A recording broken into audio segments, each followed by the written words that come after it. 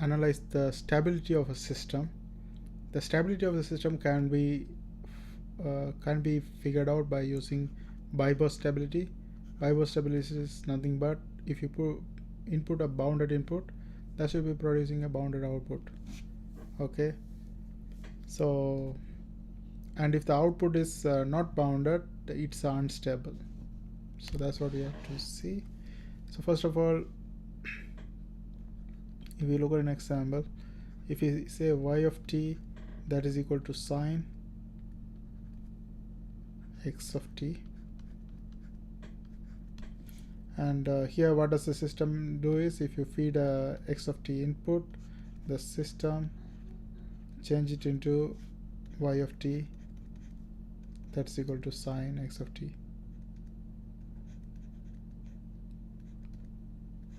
Okay, so let's look at the case 1. So let's say we have x of t value that is bounded. Bounded means it's going to be a finite value.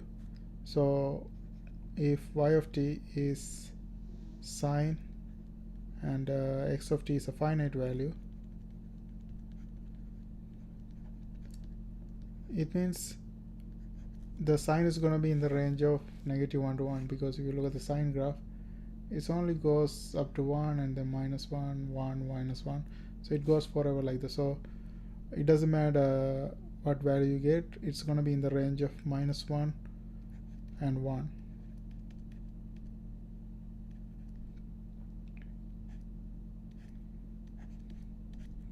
Okay, so from this one we can see that y is in between y is in between 1 and -1. Therefore this is stable. Okay, but we are not done yet. We have to see a situation there is unbounded as well. So case 2, if it's only satisfy both of them, then only we can conclude this is a stable system. So I cannot conclude over here. So now I put an unbounded value. Let's say x of t, and this is unbounded.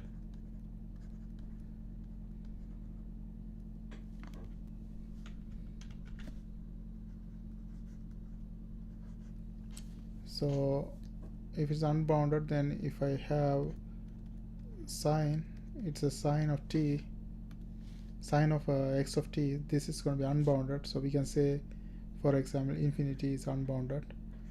So if it's infinity, still the range is not going to change, because as you can see, this sine value -1, 1, it doesn't matter like where you go, it's going to be -1 to 1 range only.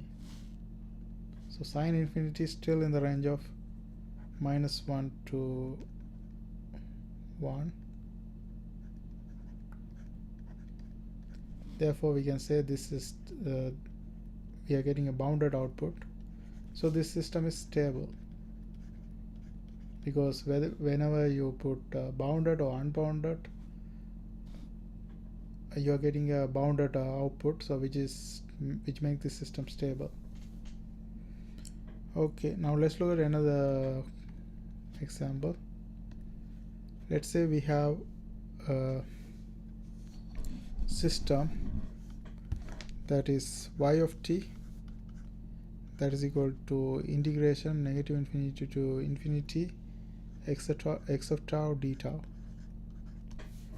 Okay, for example, let's say x of tau, this value, let's say x of t, we have a input function x of t that is equal to cos t, and if we feed that one into this system right here, that's gonna replace this x of tau with cos tau, and the limits of integration is going to be -infinity to whatever the t we have, that is right here, and then the t replaced with tau,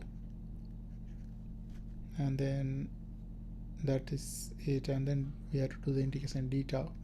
So if you do the integration of course is a sine, so we are going to have sine tau, and the limits of integration is going to be from -infinity to tau. Okay, actually negative infinity to t. So now we have to substitute t and the negative infinity. If you substitute t, this is going to be just sine t, and then if you substitute negative infinity, this is going to be sine of minus infinity. And you can also write this one as sine t plus sine of positive infinity as well. And this one is a finite value. Okay, this is definitely a finite value, and this one even in infinity is a finite value. So from this one we can conclude here this is a stable, but this is not true, because we have to check another. If you check another condition, like if we put the input as u of t, unit step function, and if you put that, then we are going to have y of t is equal to negative infinity to negative infinity to whatever the t we have, this t. So here the t will be replaced with tau, so 2 of tau d tau.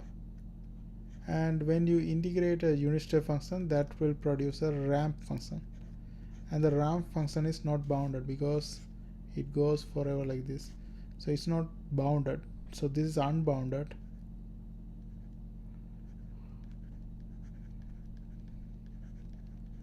So this is an unstable system. Okay, so that's why, you know, like for this one, for the first one, we put a bounded input and the output also bounded, and when we even put unbounded input, the output is still bounded, so we say it's stable. And for the second one, when we put a bounded input like cos t, we got a bounded output.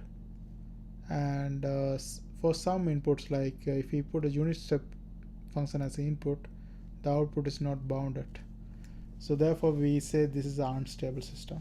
Like that, we can analyze whether the system is stable or unstable by putting some different type of function in there. Okay, and that's it for this video. I hope you guys found this video helpful. Thanks for watching. Don't forget to subscribe my channel. See you guys on my next video.